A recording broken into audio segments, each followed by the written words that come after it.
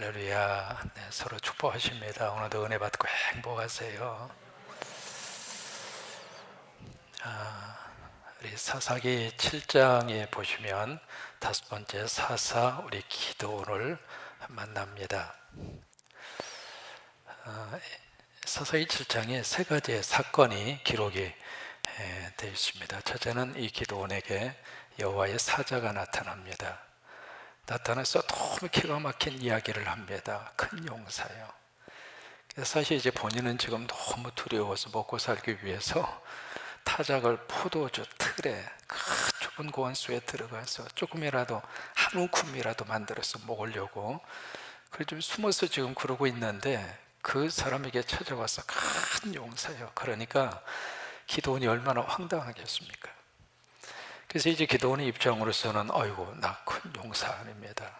근데 그 다음에 더 기가 막힙니다. 네가 가서 네 민족이 이 미디안 사람들에게 7년 동안 너무 고생하고 있는데 네가 가서 좀 구원하라고. 그러니까 이제 두 번째 기도원이 더 기가 막힌 거죠.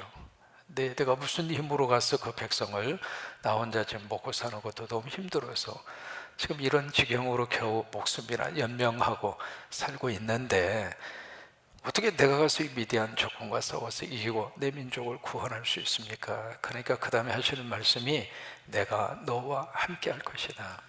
그래서 이제 하나님이 임마누엘의 약속을 합니다. 근데 그 약속을 받은 다음에 기도원이 궁금증이 생긴 거예요. 도대체 이 존재가 누군가?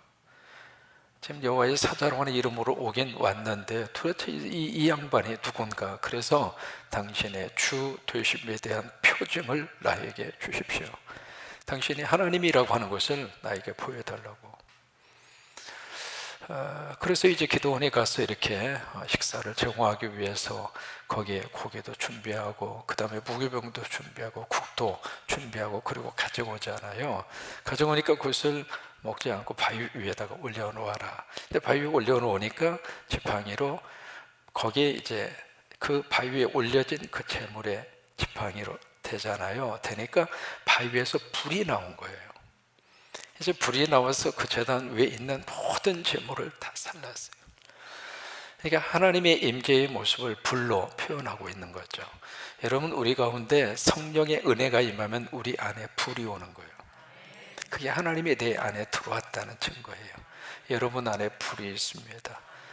오늘 쉐키나 찬양 위에 불이 있고, 그래서 유니폼도 빨간색을 입었잖아요.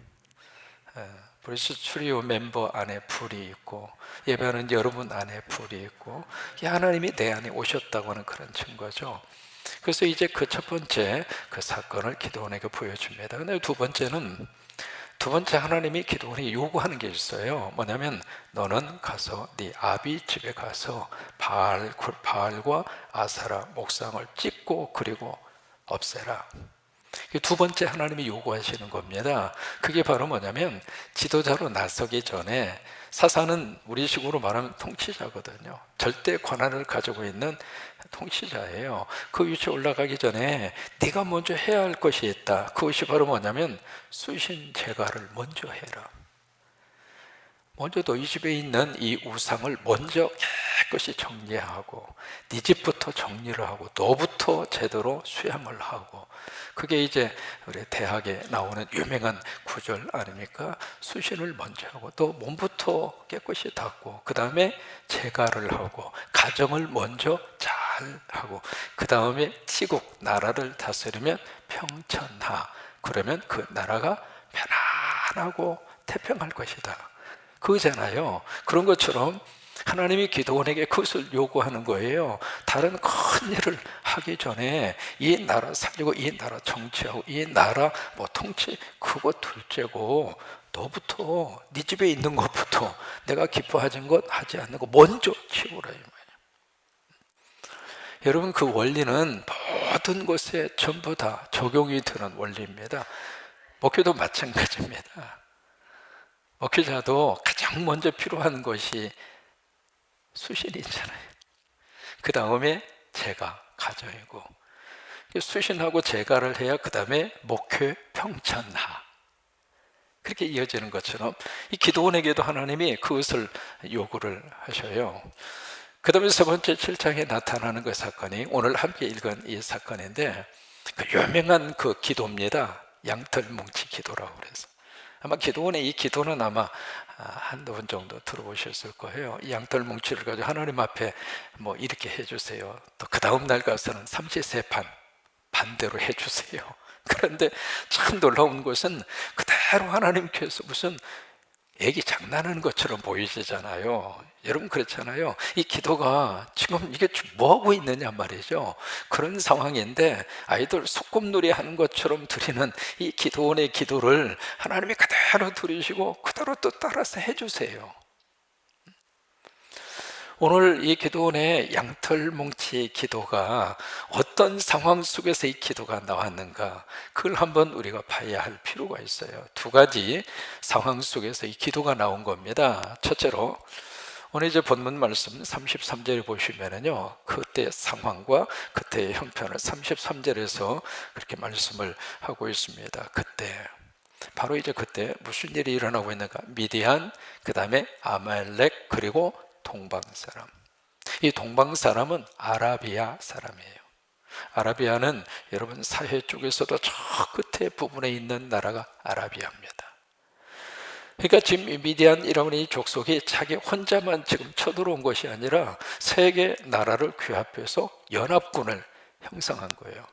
그래서 여기 아멜락도 저게 조인이 됐고, 저 밑에 지금의 사우디아라비아 그쪽에 있는 아라비아 군인도 와서 같이 조인이 되고, 그래서 이게 군대가 더 커진 거예요. 이 큰 이 연합군으로 형성을 해서 그 다음에 이 군대가 어디를 건넜느냐면 요단강을 건넜습니다. 국경을 건넌 거예요. 이미 이스라엘의 국경을 건너서 지금 그 안으로 쳐들어왔거든요. 그래서 적군이 안으로 침투해 들어와서 어디에 지금 진을 치고 있느냐면 이즈루엘, 여기에 보시면은 골짜기라고 되어 있잖아요. 이 골짜기가 평원입니다. 이스루엘 평야, 거기에다가 딱 지금 진을 치고 있는 겁니다. 여러분 이스라엘 가운데 평야 지대가 그렇게 많지가 않습니다. 저쪽 이제 샤론 평야라고 하는 그 평야 지대가 있고요. 그 다음에 가장 큰 평야 지대가 이스루엘 평야입니다. 이 평야는 거기 이제 그 갈멜산이라고 하는 산이 있거든요. 그 유명한 엘리야의 전투가 있었던 갈멜산. 갈멜산에 딱 이렇게 쓰면은요, 굉장히 높은 산입니다. 그 산에 딱 쓰면 전면에 딱 보이는 넓은 평야가 이스라엘 평야입니다. 지난번에 예수님 고향 방문 다녀오신 분들은 거기서 사진 다 찍고 오셨거든요. 거기 딱 쓰면 참 비옥한 그 땅이 쫙 하고 펼쳐져 있는 평야가 이스라엘 평야 평원지대입니다. 그 이스라엘 평원지대에 유명한 곳이 한 곳이 있어요. 거기가 무기또라고 하는 곳입니다. 거기가 이제 바로 이스라엘 평야지대 한 부판 속에 있는 그곳인데, 거기서 나오는 밀로 만든 빵이 참 맛있습니다. 여러분 이스라엘 가시면은요, 빵 많이 잡숴 보세요. 진짜 맛있어요. 진짜. 그 이제 이스라엘 그 평야에서 거둔 밀로 만든 빵들이거든요. 바로 거기까지 지금 이 새 연합군이 공격해서 쳐들어온 거예요. 쳐들어왔는데 그 숫자가 몇 명이냐면 그 다음 8장에 가서 보시면은요, 13만 5천 명입니다. 지금 몇 명의 군사가 포진해서 지금 쳐들어왔느냐면 13만 5천, 엄청난 숫자입니다. 지금 러시아 군대가 우크라이나 침략했잖아요. 러시아 군대가 몇 명으로 나오느냐면 15만 명으로 나옵니다. 지금 현대전에서 이 러시아 군대 15만 명이 우크라이나를 쳐들어 들어갔다, 그렇게 이제 보도를 하잖아요. 근데 이 구약 성서 시대에 지금 이스라엘 그 나라, 우크라이나 그 땅은 우리나라보다도 5배 커요, 면적이.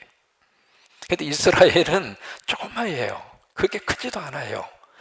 그 작은 땅덩어리를 지금 먹겠다고 13만 5천 명의 대군이 와서 거기 이스라엘이라고 하는 평야지대에 새까맣게 거기에 포진하고 딱 있는 거예요. 바로 그 상황입니다. 그 상황 속에서 지금 기드온이 양털 뭉치를 가지고 씨름하고 있는 거예요. 여러분 그 상황이 머릿속에 지금 그려지십니까? 앞에는 헤아릴 수 없을 정도로 그 적군이 13만 5천 명의 떼거지로 와서 거기서 아차 하면 이미 안에까지 쑥 들어왔고, 그런 순간에 있는데 그 앞에서 이게 용사로 부름받은 기드온이라고 하는 사람이 뭘 하고 있느냐면 양털 뭉치를 가지고 쭉을 들고 앉아서 하나님 이것 좀 어떻게 해주세요 지금 그러고 있다 이 말이에요. 그 다음에 두 번째로 어떤 상황이냐면 그 다음 절 한번 보실래요? 34절에 보시면 여호와의 영이 기드온에게 임했어요. 그러면 성령이 기드온에게 임한 거잖아요.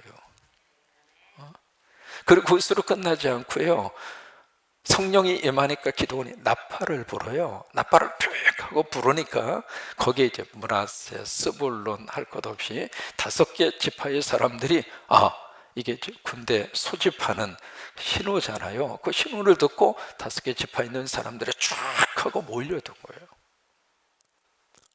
그러면 그 다음에 어떤 일이 벌어져야 정상인가? 성령이 임했잖아요. 하나님의 영이 임했고 나팔도 불었고 사람들도 몰려들었고, 그럼 뭘 해야 되느냐면 아멘 할렐루야 하고 치고 나가야지. 그래서 미디안을 해서 적을 공격해서 무찌르서 승리를 해야 그게 정상이잖아요. 여러분 그렇잖아요. 그림이 그렇게 가야 정상인데 지금 이 기드온이 앞에서 말씀드린 것처럼 적은 딱 포진하고 있고, 그리고 자기에게 성령이 임했고, 그러면 하나님의 능력이 임했으면 이제는 아멘 하고 일어나서 적진을 향하여 가야 할 이 사람이 지금 쪽을 들고 앉아서 양털을 가지고 하나님 앞에 하나님이 하라고 그러는데 아직도 난 잘 모르겠어요. 하나님이 하라고 하시는데 하나님은 아직도 확신에 쓰지를 않아요. 아직도 이 전쟁에 하나님이 나를 쓰시겠다고 하는 그 말씀이 아직도 안 믿어져요. 하나님 어쩌면 좋아요? 하나님 죄송하지만 이거 하나만 들어주세요. 기도원이 지금 양털 뭉치를 가지고 기도하는 그 기도원의 모습은 절박한 기도입니다. 장난삼아 하는 그런 애기들 장난삼아 하는 그런 게 아닙니다. 어떤 의미에서 목숨을 걸고 하긴 해야 되겠는데, 이 전쟁에 나가서 싸우긴 싸워야 되겠는데 아직도 마음속에 이게 과연 진짜 하나님이 나를 그렇게 쓰시려고 하는 건가? 그 확신이 마음속에 제대로 100%딱 들지를 않아서 흔들리는 거예요. 여러분 혹시 그런 일 한번 겪어보셨나요? 기도하면 확신이 드는데 눈 뜨면 확신이 안 들어. 그 해야 돼 말아야 돼. 설교 들을 때에는 그렇지 그렇게 하는 거구나 생각해서 딱 마음을 결심을 먹었는데 집에 가니까 그게 다 없어져 버렸어. 해야 돼요 말아야 돼요. 근데 이 기도원의 이 문제는 개인적인 문제가 아니라 한 민족이 죽고 사는 문제거든요. 근데 그 속에서 이게 마음속에 뭔가 확신 있게 일어설 수 있는 믿음이 아직 없는 거예요. 기도원만 그럴까요? 기도원이 완전히 인간성이 나빠서 그런가요? 기도원의 믿음이 그밖에 안 돼서 그럴까요? 그 속에서 기도원은 정직하게 하나님 앞에 양털 뭉치를 놓고 그렇게 어린애처럼 기도하는 거예요. 이스라엘은요 낮과 밤의 일교차가 굉장히 심해요. 낮에는 엄청나게 덥고요, 밤에는 오돌을 떨 정도로 추워요. 그러다 보니까 이게 이슬이 참 흡족하게 내리는데, 그 이슬이 어느 정도 내리느냐면 우리 가랑비 수준입니다. 그래서 이스라엘에 가서 보시면은 재미있는 광경을 보실 수가 있는데, 이렇게 산이 있잖아요. 산이 있으면 산에 길이 이렇게 쫙 나 있습니다. 참 아주 이렇게 길이 거의 꼭대기까지 길이 이렇게 쭉 나 있어요. 근데 그 길을 자세히 보면 사람이 다닌 길이 아니라 양이나 짐승이 다닌 길이에요.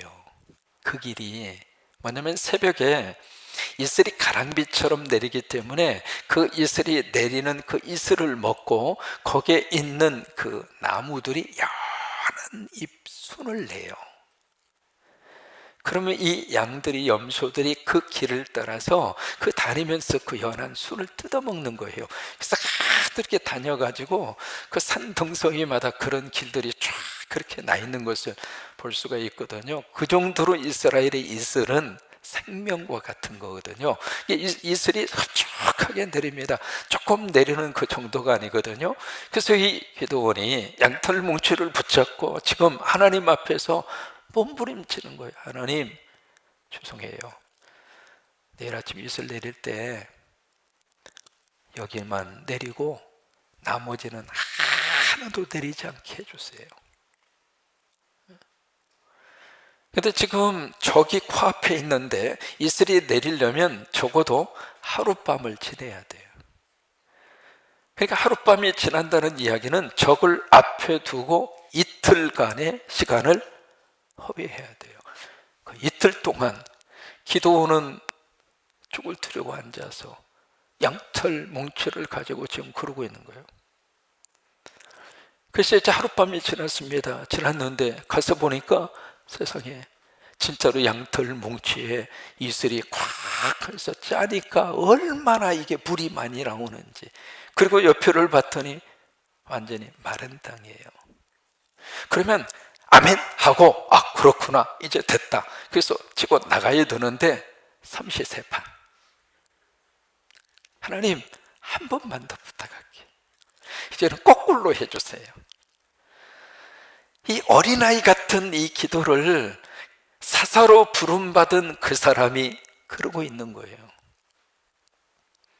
그래서 이제는 거꾸로 해달라고 요청을 합니다. 하나님 이제는요 반대로 해주세요. 이 양털은 보송보송하고요 나머지는 칠박하게 해주세요. 다음 날 또 가서 보니까 그렇게 된 거예요.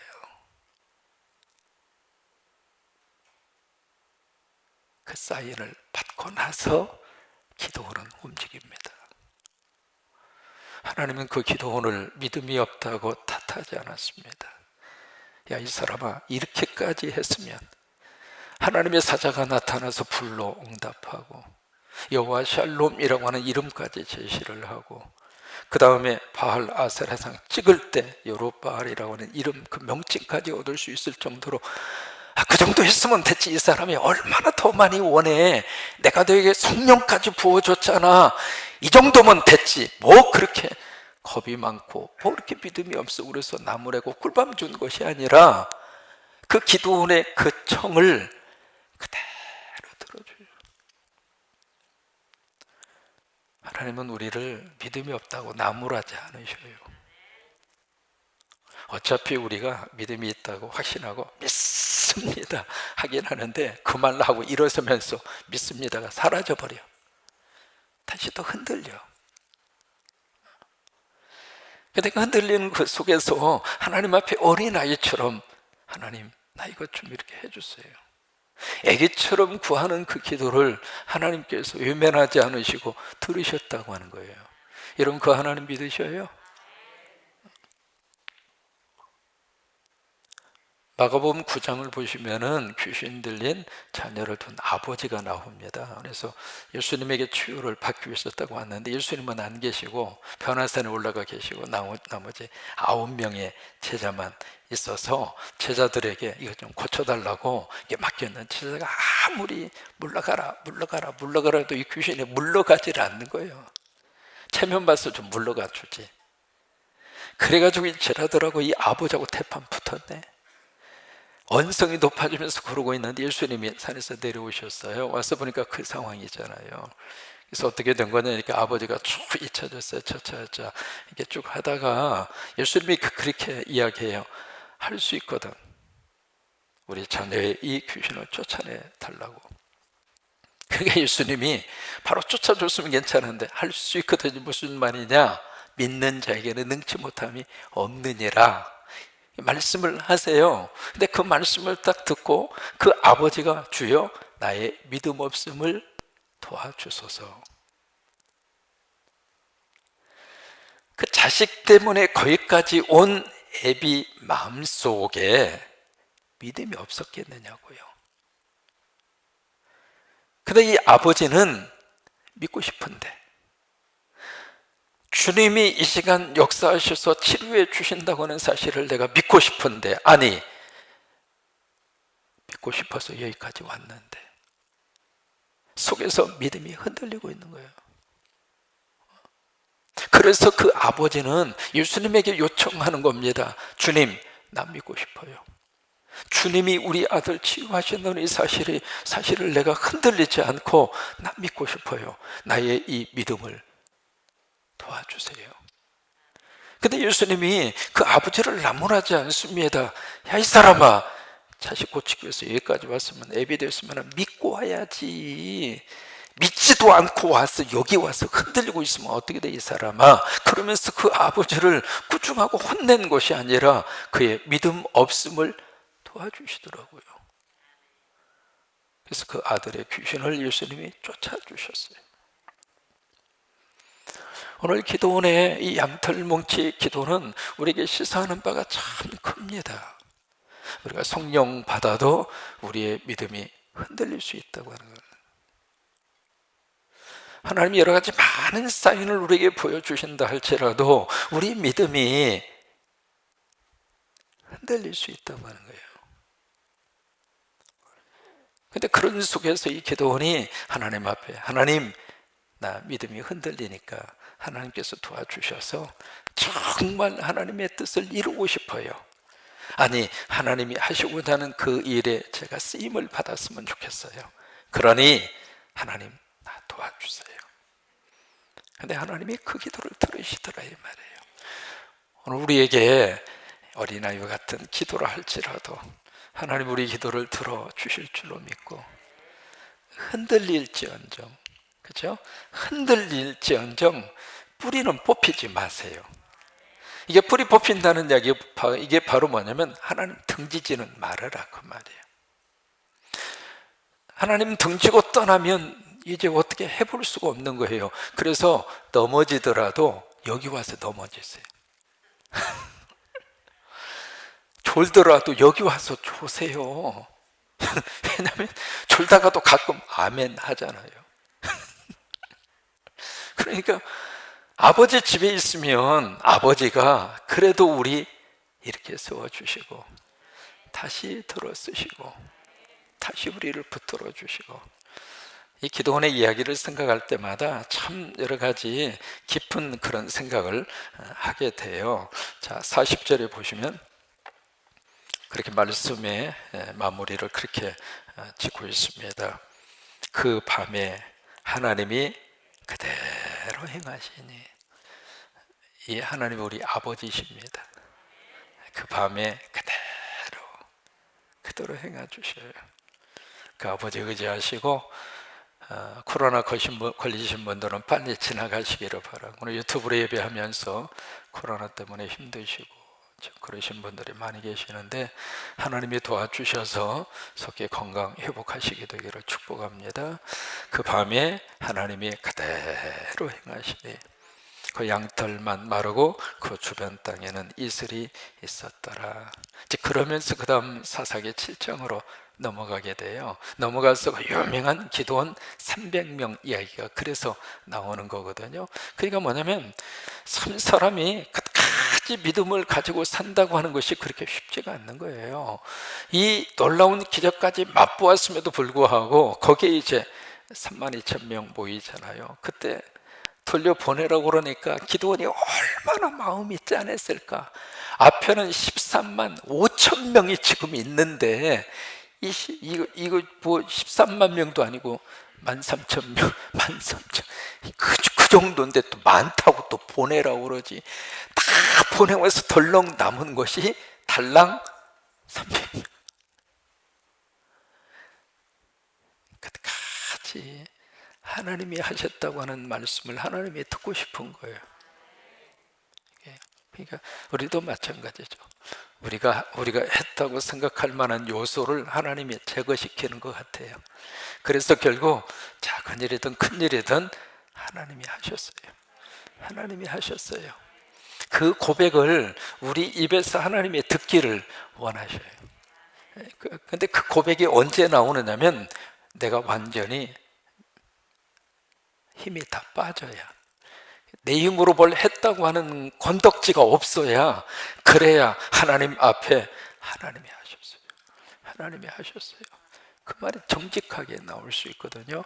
오늘 시간에 기도원 회복 여러분 위에 넘치기를 주의 이름으로 축원합니다.